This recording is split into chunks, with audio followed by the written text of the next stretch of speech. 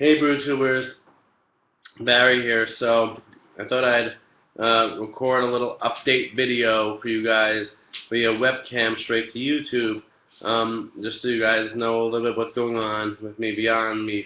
Of course, as you've seen me filming the YouTube, the video beer reviews for the SJ Pour Challenge 2014. I am now drinking SJ's second candidate for the challenge. It's called Cream of the Cup Cream Ale, which is pretty much an imperial cream ale, the same hops, but just lower IBUs that he used for the other one. So this is 7.4% and 18.5 IBUs.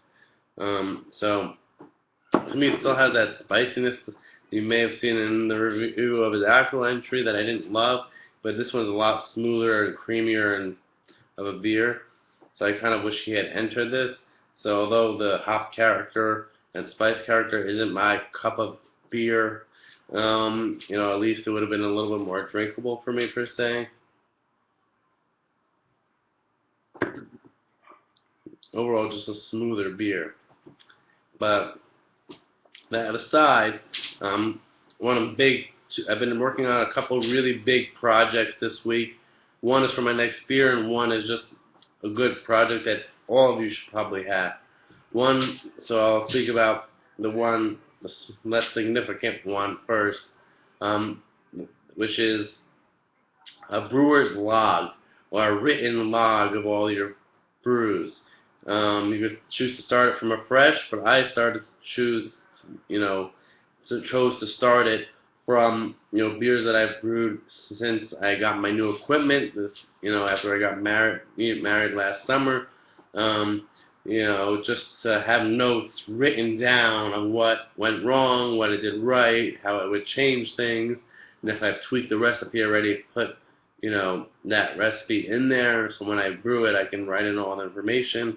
And how I organized that was that the stuff I brewed already, I put in an actual pen, because I can't redo it because it's already brewed and bottled.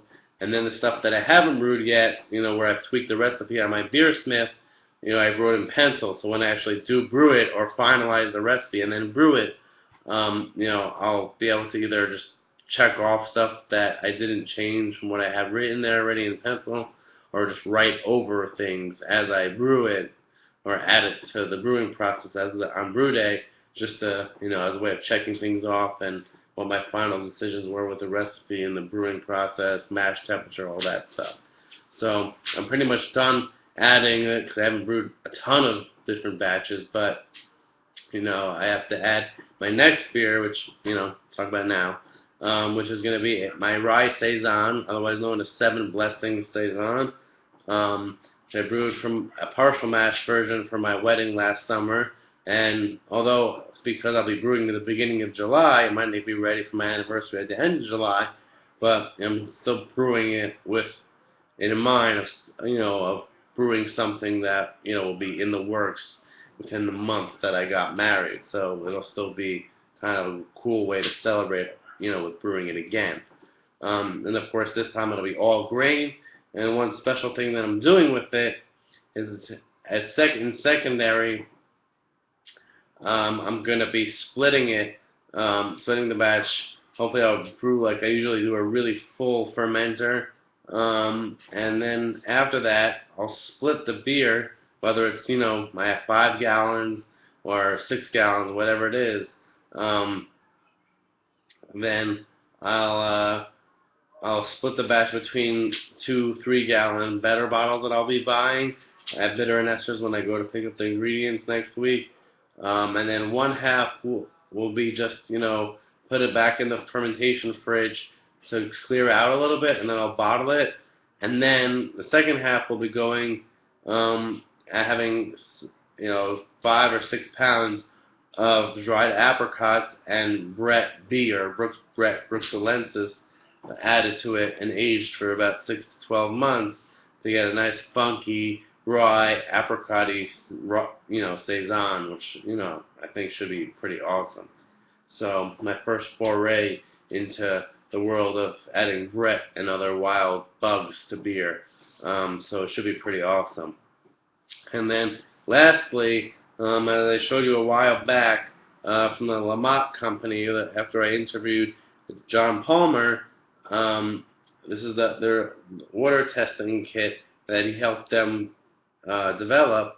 So I'm going to be filming and posting a review of me testing the New York City water, which is known for being pretty soft and neutral for brewing, at least.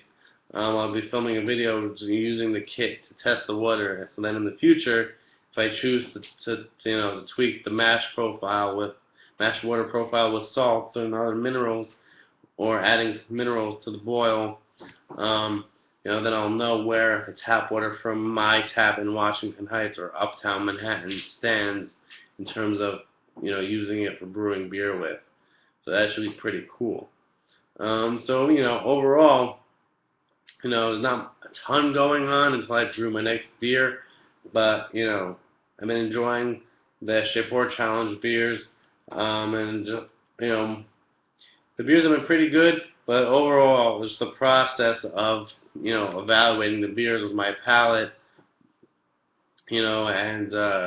and comparing, and using my knowledge of different ingredients and styles to analyze the beers, and score them what I think there are is appropriate, score to, just as you with scoring my beer encourage me to brew better beer, so too with my critique I hope I encourage you, if I'm rating your beer for the northeastern part of the challenge, to brew better homebrew, and reconsider, maybe some stuff that you may have done right or wrong with your recipe for the challenge, and that could roll over into other beers you may have brewed that are similar.